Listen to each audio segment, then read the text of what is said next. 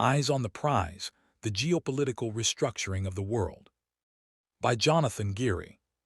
For a moment, let us take a pause and reflect on the broader geopolitical landscape, the kind the news doesn't cover. As many people are aware, the biodigital convergence is coming from all angles and all countries.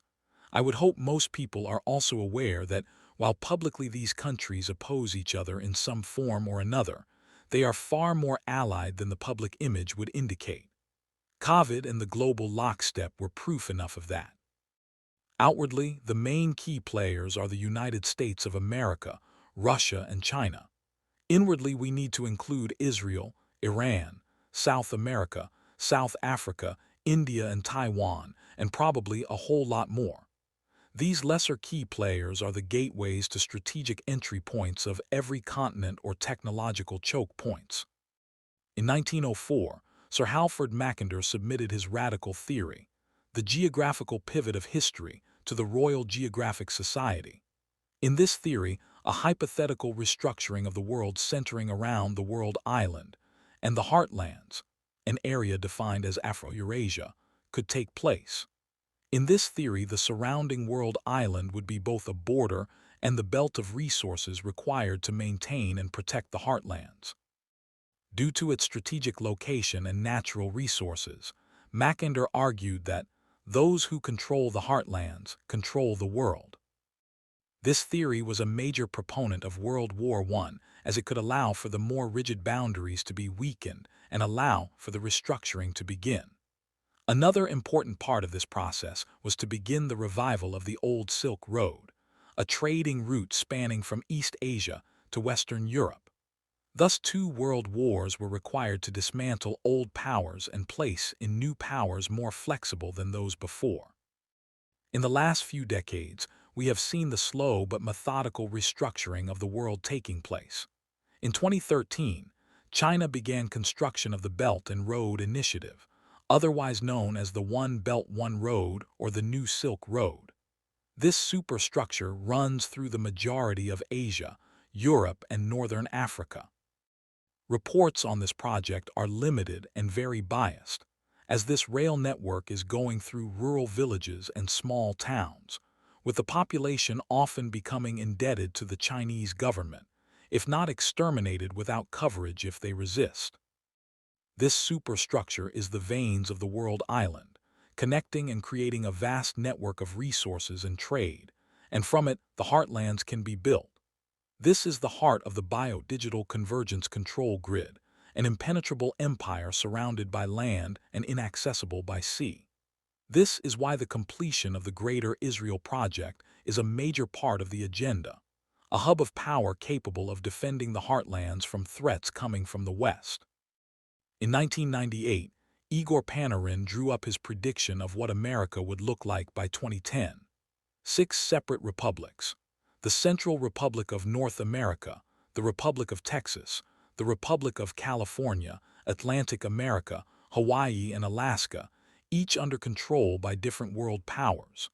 While his predictions failed, the blueprint for his work can be seen in the division currently going on in America today. Analysts and scholars interested in Panarin's work have refined his predictions into a multi-stage breakup, first into 2 distinct republics, primarily brought about by the political divide in the U.S., and then a further fracturing into 4 distinct republics, again based on the political divide. While unlikely, we are beginning to see the blueprints of this taking shape today. A unified but disconnected America. In recent years, we have seen the growing alliance of the U.S. and the U.K., a soft rewriting of history, if you will. This is because the U.S. is slowly but surely stepping down as the world police. Hard power is being replaced by soft power. What used to be military might is now trading power. The world's strongest military is beyond compromised and will only continue to get weaker as AI begins to replace everything. An even playing field will be drawn, where AI drones and AI police dogs replace traditional forms of authority. The North American Union is becoming a requirement for America to survive.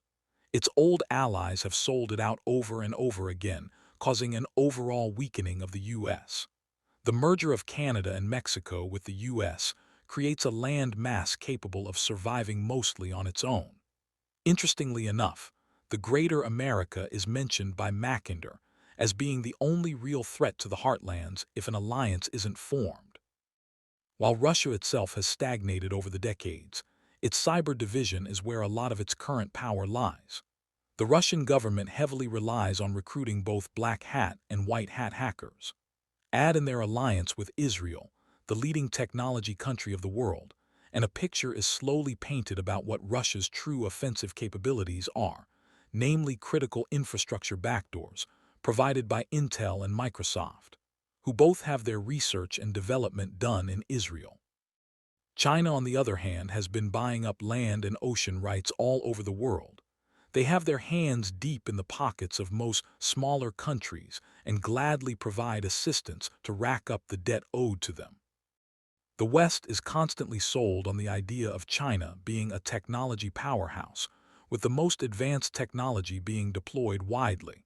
While over in China, they are sold the idea of the West deploying advanced technology and superior AI systems, hence creating the false need for the AI arms race.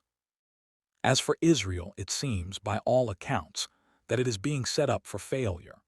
As the world watches at the terrors being inflicted by Israel, we can see how the narrative has purposefully been shifted to allow criticism of Israel which hasn't been allowed in the last 50-plus years. Using the narrative of how destructive religion can be, this could easily be used as a reason to finally remove religion from the world, starting primarily with monotheism. This won't matter, though, as by then the Greater Israel Project will be nearly complete and can simply operate under a different title. Overall, we are seeing a massive shift in power structures, and where the centralization of power is physically relocating.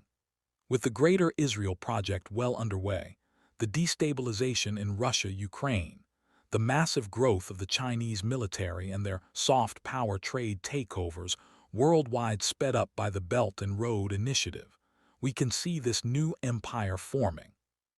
Superpowers are becoming evenly distributed instead of being biased towards a U.S. hegemony. Cryptocurrency inflation with hard currency deflation and digital IDs are happening worldwide. The tokenization of everything is becoming more and more real each day. The surveillance state is being built all around us, no matter where in the world we are. People will revolt as everything becomes worse. This is expected, hence why the creation of a hardened system is needed.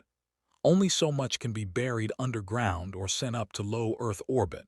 The rest will need a physical place to store the vast amounts of data captured on everyone, and the systems to power the AI that runs it all. And this is why the Heartlands needs to be completed. Ultimately, what we are seeing is a long-term plan finally being fulfilled. The agenda is behind schedule by at least a decade, given the failed attack on the World Trade Center in 1993 and the rise of personal video recording devices capable of documenting atrocities live in real time. The geopolitical restructuring of the world is quietly happening, while every kind of distraction and endless misinformation and disinformation is being used to keep people silent on these matters. This doesn't make for sensational headlines, clickbait articles, or simple memes, and therefore it will automatically be drowned out by all the background noise. Yet with every week that passes, this agenda gets closer and closer to fruition. Thankfully, destruction, construction, and rebuilding all take time, so while this is all steaming ahead, the reality is that it will still take years before we see any of this affecting our lives directly. This gives us time to raise awareness, adjust any plans accordingly, and see through the noise.